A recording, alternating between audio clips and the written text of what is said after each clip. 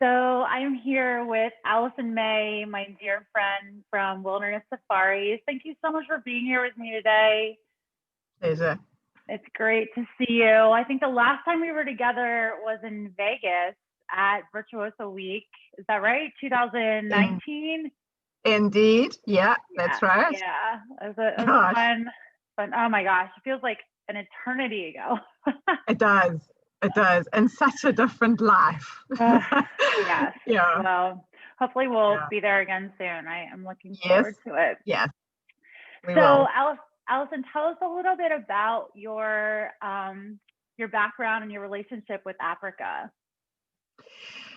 So, my background, from a very young age, I decided that I wanted to work in the bush, and nothing and no one could sway me. I think in a way I was one of those really lucky people that I knew exactly what I wanted to do.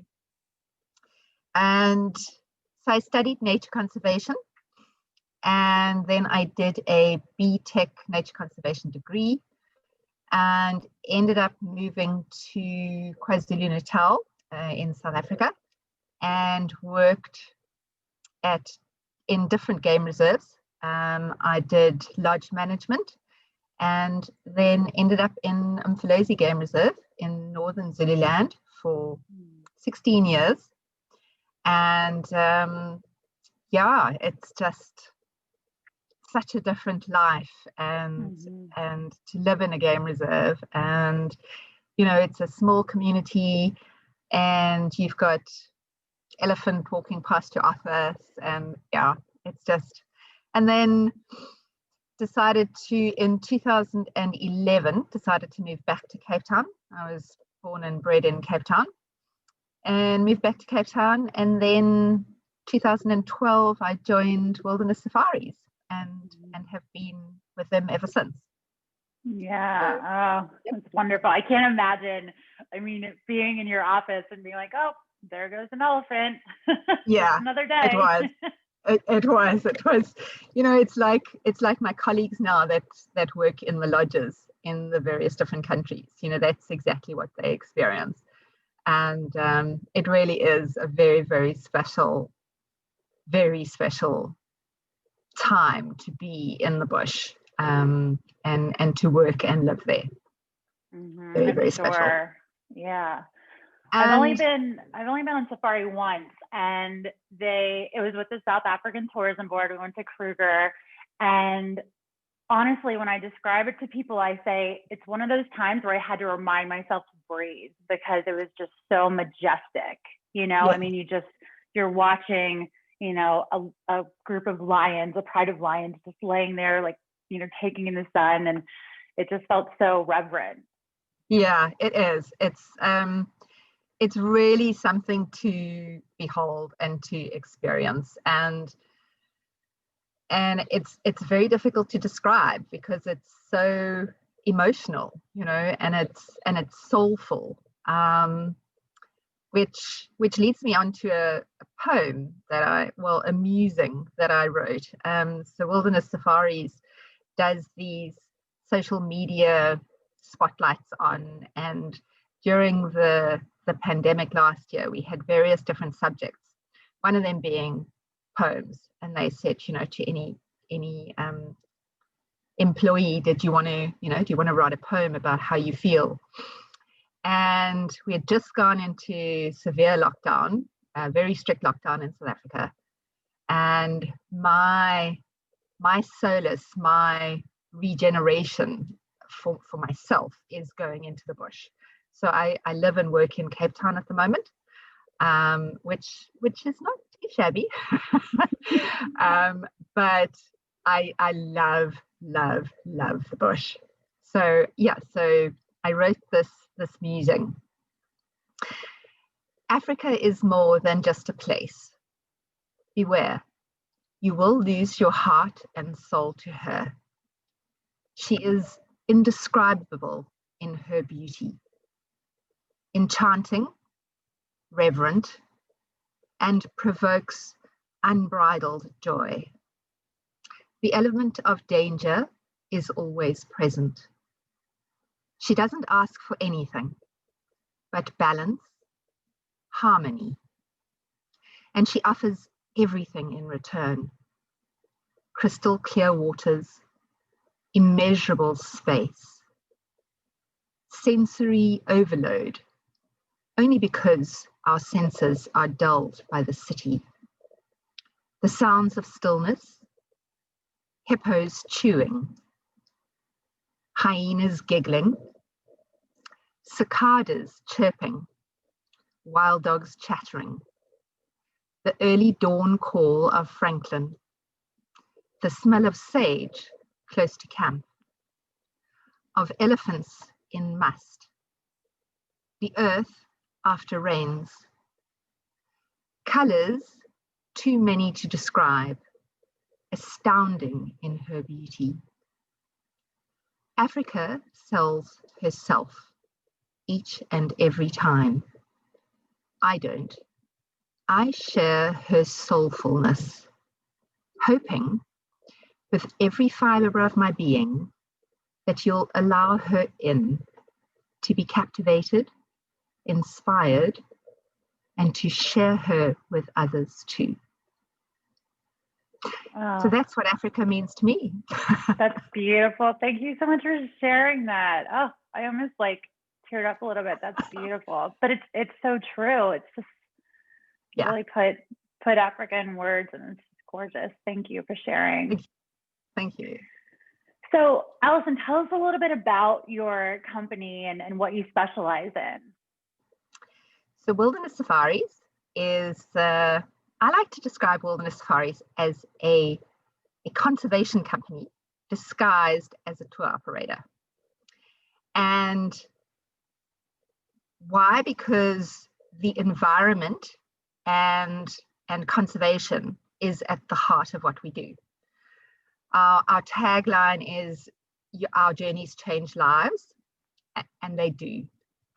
It's just incredible to come on a safari and experience those immeasurable spaces, and particularly with wilderness safaris, we give exclusive access to just under 2.5 million hectares of Africa's best wildlife areas, offering clients the unique sense of seclusion, comfort, privacy, and space. So it's all about high-end luxury, but we take a percentage of the profits that we make and we give that back to all sorts of different conservation projects and community projects, from anything from rainwater tanks to developing a lion-proof boma for goats in Namibia for the communities, to employment opportunities. I think the last percentage was 84% of our staff are employed locally from each and every lodge that we operate. So it's a big company, 2,600 odd employees, and we're in 6 different Southern African countries. So Zimbabwe, Zambia, Botswana, Namibia, Rwanda, and then we have a lodge in Kenya, and we also offer services in South Africa. So 40 plus lodges. So it's a big company, but with that, large isn't necessarily bad. With that comes 38 years of experience. We've been running for 38 years now, and knowledge, and we share that with you, the advisor, to make your client's safari the best safari it can possibly be. Mm-hmm. Yeah, and I can attest to that. You are just fantastic at what you do, and your passion really comes through. So just fantastic what you do for your country. So yeah, I really appreciate that. And it's always fun to work together. So how many, and you may not know this number, but approximately how many safaris do you think you've been on personally in your lifetime? Gosh, Martha, it's such a difficult question because having lived in a game reserve for 16 years, I would, and the funny thing is, the majority of us that are in this business are in it because we're passionate about the business, passionate about conservation. So when I used to live in the game reserve and I would take vacation, I would go to another game reserve for my vacation. It's not like we wanted to go to the city and live the city life. It's like, no, I want to go and be on holiday in a game reserve. So it's, I was very involved with the Wild Dog project that we had in Umfolozi.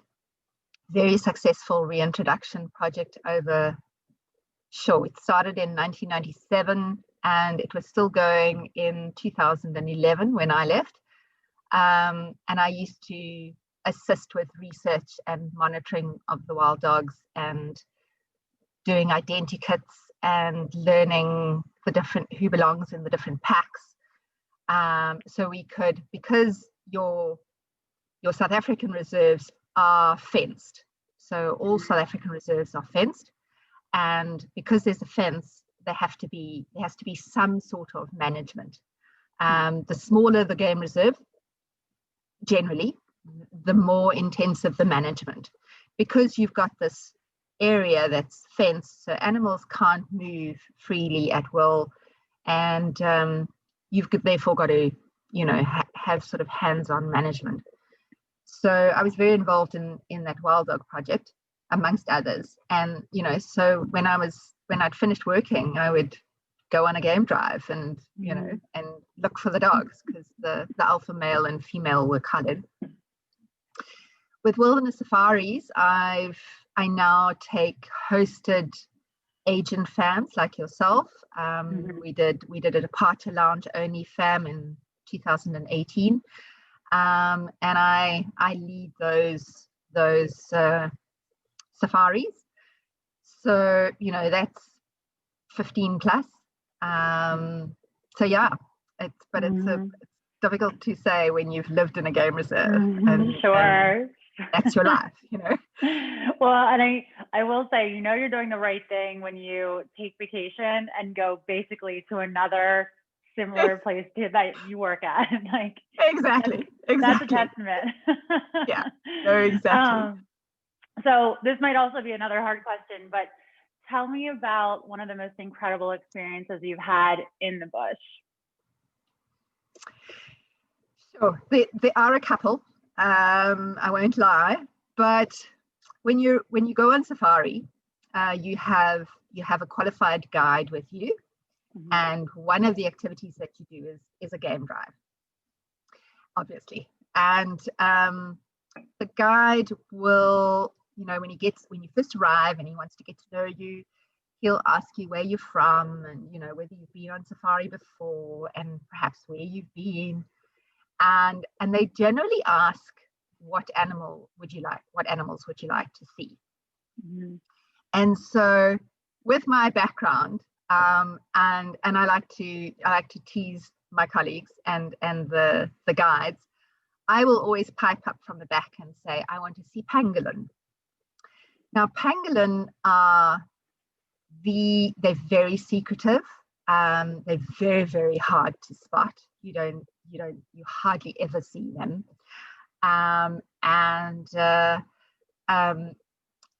Having lived in the bush and worked for wilderness, I was close to 25 years and had never seen one. So every time I go on safari, I tell the guides, I want to see a pangolin.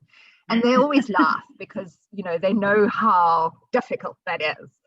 And this one trip in 2018, I was hosting agents. So I do my usual, I want to see a pangolin.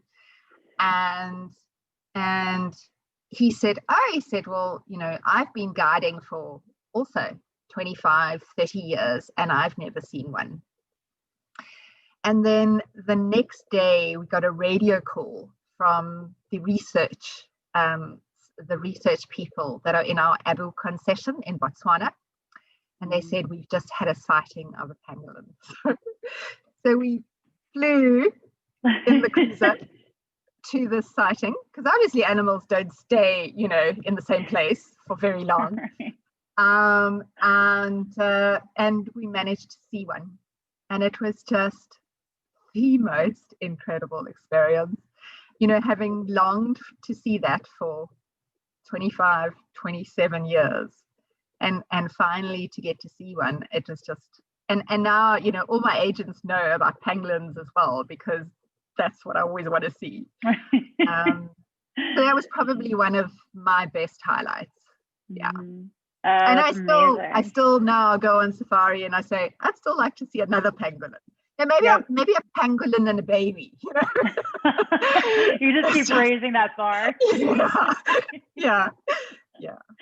That's awesome. No, so fun. So what's something about Africa that might surprise people, or maybe an unknown fact that we might not be aware of? So some people confuse Africa as a country, and it's not. It's a continent, as you know, and it actually has 54 countries in Africa. But if we look specifically at Botswana and the Okavango Delta, the Okavango Delta is actually a fluke of nature. Botswana is a desert. It's underlying the sand structure, or the soil structure, is basically, the majority of it is Kalahari sand. And if you think of beach sand, very porous, doesn't hold water at all. And what happened 50,000 odd years ago is there was a shift in the tectonic plates, and there were two different occurrences. And so the delta is basically this suppressed area, and that's why it catches the water. All natural occurrence, this flooding that happens in the dry season, ironically. So it floods up north in Zambia, floods the banks, the rivers flood their banks, and it slowly seeps into the delta every year between May and August. And it's just incredible when you think that Botswana is actually a desert, and yet you have this huge Okavango Delta basin in the country. It's quite something. Yeah, that's amazing. Oh, well, Alison, thank you so much for meeting with me today. It's always nice to see you. I can't wait till we can get together in person, either here or preferably there. So yes, likewise. Thank you, Martha. It was lovely to share with you. Thank you so much. I appreciate your time, and have a safe next few months in Cape Town, and I hope to see you soon. Thank you, Martha. You too.